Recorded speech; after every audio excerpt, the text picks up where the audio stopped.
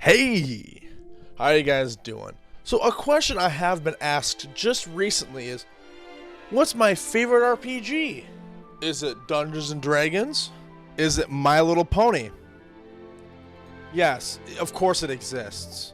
I haven't played it. Pathfinder? And if you've seen this channel before, you know neither of those are the case. My favorite RPG of all time is Cyberpunk Red. Man, this game's incredible. I wish there was more stuff for Cyberpunk. I really do. And there's more stuff coming out, but it's like easy mode, and I need more supplementary books. That's what I want for this game. Or more modules would be fantastic too. Now, a lot of people know about Cyberpunk from the video game 2077, and that's when I first heard about it. And so I played it. I thought this game was amazing. And I fell in love with Night City, with the world. I'm like, this is incredible. There's a beauty to it. There's just something incredible. Oh, I couldn't get enough of it. I still can't. And then I discovered there is a tabletop RPG of this. And so I went down the rabbit hole. I was looking through all the games. And I thought, you know what? Cyberpunk Red is out. This is the improved version. And I've looked it up. And a lot of people thought this is better than the previous versions. So I thought I would check it out. And boy howdy, do I not regret it. So what about this game do I really love? There's a lot of things I can cover, but I'm going to cover just some of the basic gameplay because the point of this video is just to give you a general idea of this game. I don't want to spill every single bit of information. I'll be here forever. First and foremost, this is not a run and gun game, which is kind of ironic because D&D is what I consider a run and gun. There's a monster. Go get him. Wah! And then, and then you survive and you kill everything and you're bloodied. And the next day, you're good to go again. Oh no. You get shot. You get shot. You have to plan things out. And so this game is heavy on role-playing. It is about heists. It is about how to get your next hit, your next score. And it's about survival in Night City. How are you going to be able to afford rent next week? Well, remember that car you stole last week? You can either sell it or, my friend, you can use it to ram through the gate to steal a better car. There are so many ways you can go about this game. And while a lot of people think that's really restrictive, it really isn't. You can go guns blazing if you want. But really, I like a game with a strong emphasis on role-playing and planning. I love this. As a DM, I love creating environments, and I love creating like heists. You know, here's a plan, here's a basic map, and here's some things trickled in there. How are you gonna do it? I have a way I would do it too. So as they're walking around, they ask, hey, is there a security system here? You know, yes there is. And they ask, can I go use that security system? Make a check to see if you understand it. And the next thing you know, they are coordinating with their team where to go, how to find the vault, how to get whatever they need to get next. There's so many layers you can do with this kind of setting. There's so many layers and different ways for your players to make it through the game. And there's a lot of leeway to that too, which you can get in D&D, but not to this extent. Because once again, D&D is mostly unga bunga, charge, make that check, that's it. There's some stuff like that, but it's better in this setting. I can't explain why, it's just better. So yeah, it's a heist game, it's about cooperation and, not one player's better than the next because the game isn't designed to work that way. For example, let's talk about the roles, baby. So the role in Cyberpunk is more than just your class. It's like, okay, I'm a noble, and then I ask, okay, so are you sorcerer, are you wizard, or druid? No. Your role defines you in such a great way. For example, if you were a lawman, you're a cop on the side. You have people who know you as a cop. Your entire reputation is as a cop. And are you dirty cop? Oh, hell yeah, you are. What about the media role? Well, what a media does is they're like your social media gurus, right? But they can twist and they can make whatever story unfold into whatever else they want. Change the context of stuff. Get people to believe what they say. And once you get that happening, well, you can convince people of a lot of things.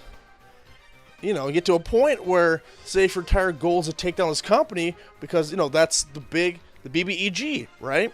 Well, as a media, eventually, you just say, hey guys, it's me. These guys are killing puppies. Look at this footage right here. And it's all fake or whatever. And all of a sudden, ooh, that company's not doing well. And there's only one combat class, because this is not a run and gun. While it does have that ability to do so, it is not at heart a run and gun, but it's nice to have muscle. That's why you have a solo, which are your combatants. You get in a rough spot, they'll gun down people. You're being chased, they'll gun down people while your nomad drives a car. Once again, I'm not going to crap on D&D. I love D&D. Pathfinder, I want to get more intimate with Pathfinder, but I can't find a group who wants to play it, and that sucks, because I really want to get into it. I'm so angry. Pathfinder 1 and 2. I'm not calling it a second edition. I think Pathfinder 2 sounds cooler, honestly. So you got 10 roles, and they're all pretty exciting, unique, and interesting. What else is interesting is, when you're building your character, you don't have to pick certain stats for these roles. Granted, it really helps with the theme. It can help with a lot of things to stick within your role, but you don't have to. The customization is there. Now, different cyberware allows you to do different things. If you played 2077, you know what the mantis blades, those are cool, but there's tons of other really neat things too. So there's a micro video eye implant, which means you can record stuff with your eye. This is great for espionage and spying and getting information generally in that way.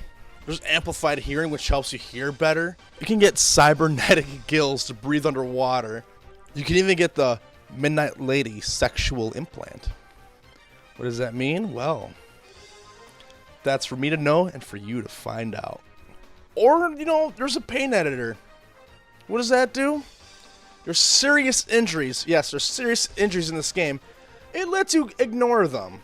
Cyberware are tools you'll always have on you. They're what makes you interesting. There's a whole thing about cyberpsychosis where if you have too many or too many big ones, you end up going a little crazy. And there's a really cool explanation of how that works. And it's incredibly cool. Who doesn't want to be a cyborg going and slaughtering people? I mean, if you played, once again, 2077, you know what to expect. Another big aspect of this game is net running. Now, net running isn't like in 2077 at all. In this game, you have to sit down, find an actual port, and plug in. It's actually its own kind of mini game, but it's like casting spells, but not really. People compare it to casting spells, but it's not. It's controlling the stuff inside the building you're in. It is controlling cameras, turrets, hacking into stuff, stealing passwords. It is messing up everything. And at the end, when you complete all the challenges in that certain room or whatever for net running, you can implant a demon. What that does is up to you. Do you want to make it so their own turrets kill them when they reactivate their security system? Or do you want to delete all the pictures of their grandmother? Oh yeah, you can be a complete asshole if you want. But it's up to you. Be creative.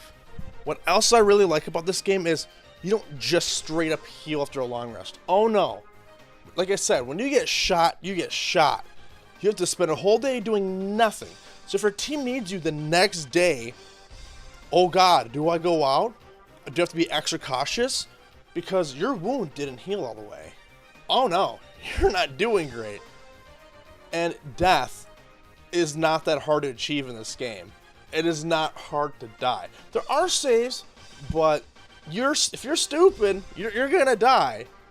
And I think that's wonderful. Because it does have a progression system that all wipes away when you die. At least the games I run. That's because power balancing isn't really steep. It's not a steep power balance. It's nice to be good at stuff. It's nice to be, you know, up there in your skills, but it's not mandatory. But it is really nice. What I also like is there is theoretically no level cap. I don't like level caps. Why can't I be as strong as I want to be? Yeah, it's going to take me a long time to grind there, but let me grind there. That's why Fallout 4 is so great. It'll take you forever to get all the perks. And it's the same with Cyberpunk. Rolling checks. is easy to figure out. All your abilities are easy to figure out. It's not super complex. It's just, oh, I know how that works because it's simple. I don't have to think too much about the exact wording of this. It's just how this works. Next, I have the lore. Oh my goodness, is there lore? As a matter of fact, about a third of this book is just lore. But it's interesting lore. It's how the world got to the way it was. Why it rains radioactive rain. What's with a giant nuclear hole in the middle of the city? Who are these companies that run the world? The lore is just so rich and vibrant. Now, there have been a few times in this book where it gets a little dry, where my eyes just gloss over because it's just information overload. But there's plenty of other sections in this book. I'm enjoying my time. I'm like, ooh, that's cool. Oh, that's awesome. That happened. It's just, I love a cool world to sit in. I love a cool world where me and my players are familiar. And the nice thing about 2077 is it puts you in that world. And I recommend playing 2077. And you get a really good idea of how it feels to be there. It's a very dark world, by the way. It's very dark and gloomy. You know, your value as a person is nothing. Your number. Like, imagine corporations to the extreme. They started wars. They killed a lot of people. They destroyed the country. Yeah, the United States is no longer a thing. Kinda. And yeah, every game has a dark future, and it's kind of whatever. But Cyberpunk has this life to it that I just can't get enough of it. All in all, if you want a really good role-playing with some decent combat, a not overly complicated skill system, Cyberpunk Red. I want to meet Mike Pondsmith. He's like the big cheese of the Cyberpunk world. He's, you know, like the big guy.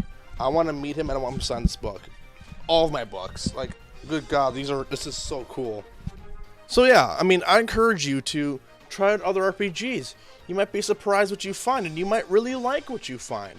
Yeah, you can stick with Dungeons and Dragons the whole time if you want, or Pathfinder, or Vampire the Masquerade, or all these other games I really want to try. But if you really want a good experience, like I said, Cyberpunk Red is my favorite game. And I played a lot of RPGs. A lot.